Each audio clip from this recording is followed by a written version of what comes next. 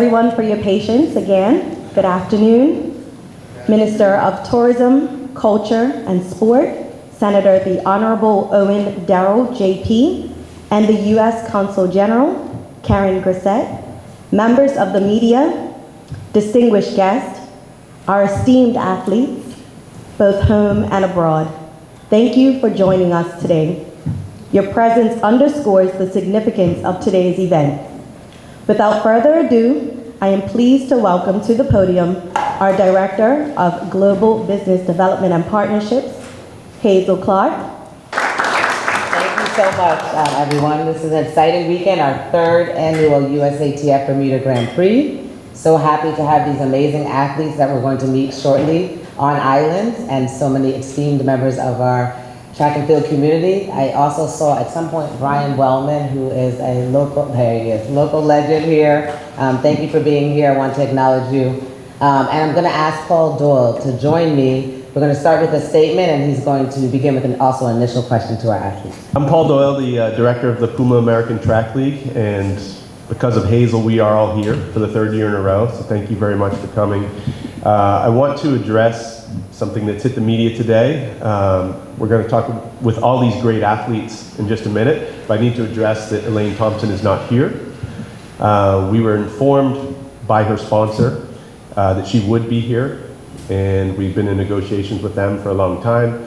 As we got closer to the event, we were hearing rumblings that she may not be ready, but we thought right up until yesterday she would be ready, and then yesterday we were informed that she's not going to be here.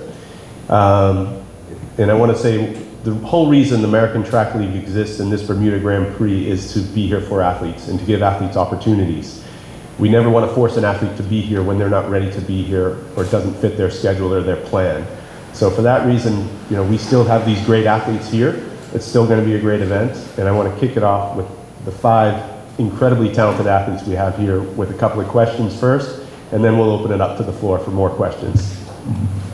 So the man immediately to my left, Karani James, you have a gold, individual gold in the 400 at the Olympics, an individual silver in the 400 at the Olympics, an individual bronze in the 400 at the Olympics. No man has ever done that, right? Not even close. And you're about to go for 4. How do you do it? How do you stay in the sport so long, so competitive? Just making sure that I take care of myself, my body, and just trying to, not put too much pressure on myself and make sure that I choose the right races, the right situations to show up. And, maybe I'm just, sometimes blessed to be who I am and to be a part of the sport and everything. So I'm just really blessed to even just have the opportunity to be at the 4th Olympic Games. It's a blessing for me, so, yeah. Awesome, thank you. All right, down the road to Tamari Davis, one of the youngest, most talented sprinters in the world. You realize you own the American Track League record for the women's 100? Yes, I do. You do? And you were aware of that? Okay. Do you know what the time was? No, I don't. You don't? I didn't, no. I just seen it said MR. Okay, yeah, 10.83, which at the time you were in Memphis, yes. in Memphis 3 years yes. ago, as a 18-year-old? 19. 19. Yeah, No, it was, okay, 19. You're 21 now. yes. Okay, so as Yes, a 19-year-old, so it was the yeah. fastest ever time run by a under 20 athlete. So how's your training going now?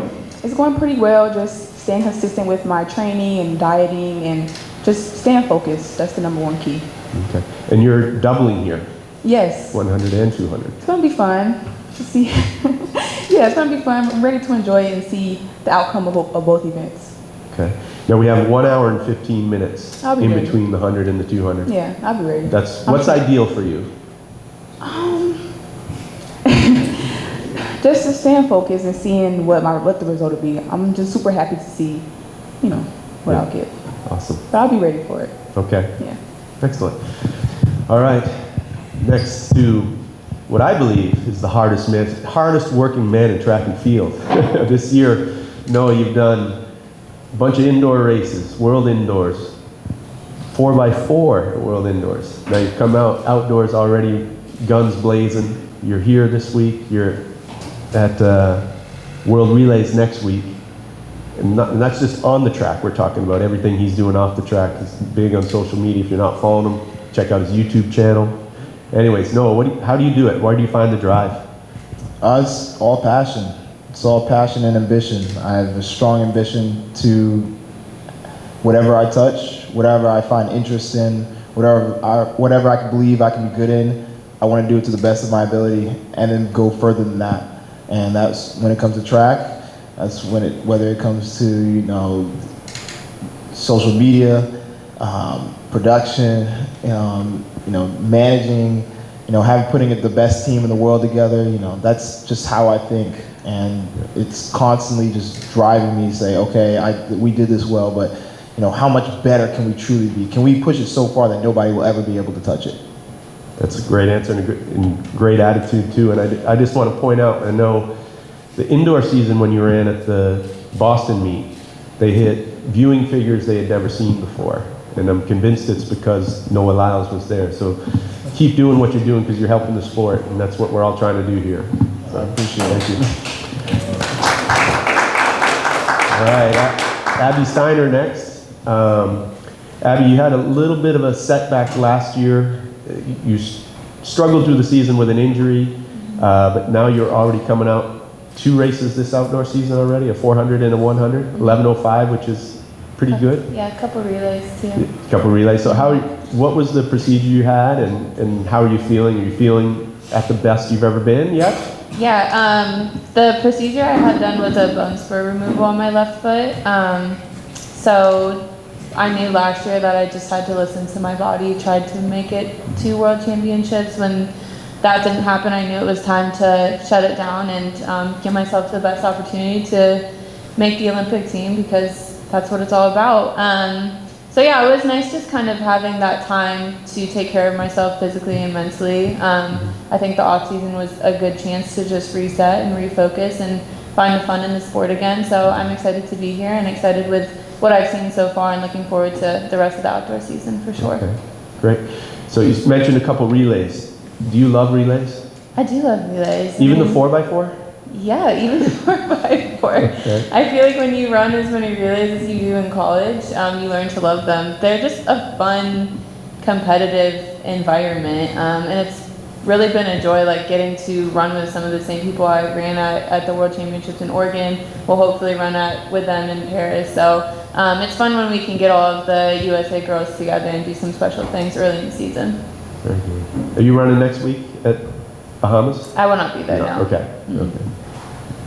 All right, Jaden Hibbert, the teenager on the panel here. So Jaden's 19. What was your PB you jumped last year? Outdoors, right? Huh? Outdoors? Yeah. 1787. 1787, is it? Where's Brian? Is he here? 58.5. What's your record, your Bermuda record? 72. Okay, so he eclipsed you at 18. How do you feel about that? That's all too. Yeah. Jonathan's world record's been there since 95, so somebody's got to go Yeah. Yeah, so Jaden, there are guys in the competition that are 34 years old that you'll be competing against on Sunday, which means when they were your age, you were just a toddler. Right. Yeah? So you're actually competing against probably people you looked up to. Do you have any sort of triple jump stars you looked up to as a young kid? I didn't really know anybody until I went to the Diamond League last year. I didn't know anybody. Yeah? So, myself, I guess. Yourself? Okay. That's good, that's good.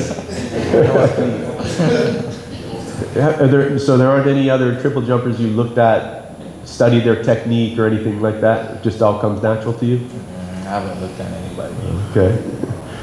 Well, Jaden's going to be jumping from short approach, right? Right, 8 steps. 8 steps. So you'll notice he's going from about half the distance as some of the other jumpers. Do you feel like you're eventually going to be moving your approach back? Oh yeah, for the next meet in Jamaica. Okay. I'll be going back to 14, but even that's start 8 steps. Okay. Like, Noah, that kind of like you starting the 100, just deciding not to use starting blocks. So, all right, well, that's the icebreaker opening questions for everybody. Anyone else here have some questions? Yeah, can you kind of clear up at the beginning? You said with the Elaine Thompson, you said there was a deal done with her sponsor, and today her coach indicated that there was no deal between the coach and Elaine and the meet. So can you kind of clear that up for us? Yeah, so we were told by her sponsor that she would be coming. And, you know, the sponsors are very involved with her, both from a management standpoint and sponsorship standpoint. And we were told she would be coming, and we're waiting for the manager to officially confirm. But we were told under the impression, completely blindsided, that she wasn't coming.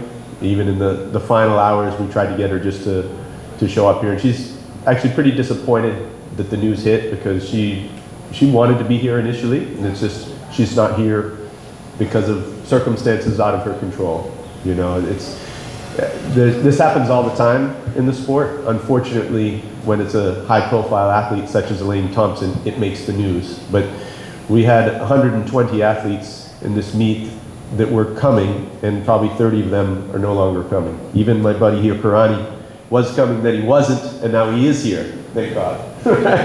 So, you know, this type of stuff happens all the time in the sport, and it's unfortunate this time, but I'm sure Elaine wants to be here eventually. I know the Safas has told me he spoke to her, and that she really wants to be here. So we hope that we see her here next year. I've got one question for Noah. Noah, on Sunday is expected to be challenging conditions as far as wind. You had a challenge last year. How does one prepare, especially if you're doing 100, when you have approximately 20 to 30 mile an hour winds, probably at your back? You know, rhythm goods, all sorts of things go, don't it? Yeah. In terms of that, we've spoken with meet directors and officials and asked for whatever the wind be that we run with it, and running the race that way, you get an overspeed day, and it turns into more of kind of an exciting instead of a letdown. Nobody wants to see 10-3 show up on the clock. That is not going to increase your positivity going into the year. But we could take last year as an example. Me and Christian, running the 979 and me running the 981. That puts a lot of confidence under your belt, no matter if it was wind aided or not. We in the track world, we say if your body's gone there once, then your body knows how to get there again, whether that's with or without wind. So going with the wind and hoping to see a dramatic time, no matter what that is, puts confidence into the season, and it's what gives that energy to go forward. And even seeing, again, using last year as an example, seeing the 981 and then finish my season with 983. Whatever I see tomorrow, with or without wind, I'm like, I'm gonna get there, or I'm gonna get, very close to it by the end of the season. And one question for each and every one of you. Being in the Olympic year, how early do you feel as if you need to qualify to give yourself the chance to prepare properly for the game, as if you're all have an opportunity to win medals?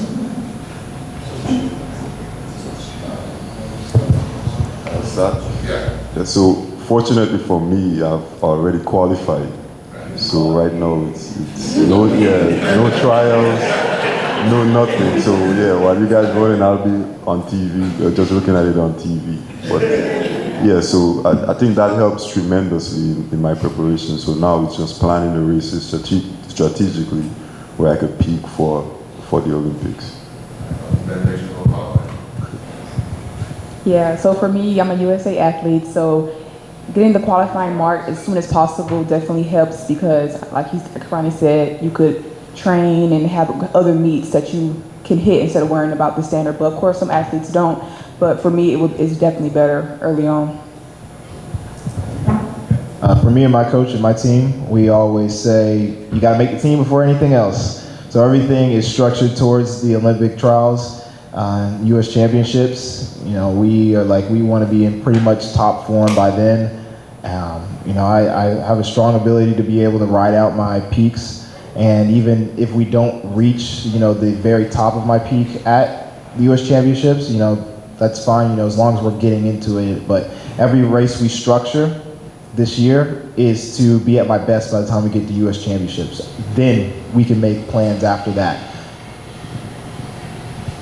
Yeah, for me, pretty much exactly what Noah said. The focus kind of has to be those U.S. Championships before anything else, because if you're not on the team, you're not going to the Olympics. So that's kind of what the focus is, just like one big meet at a time for us.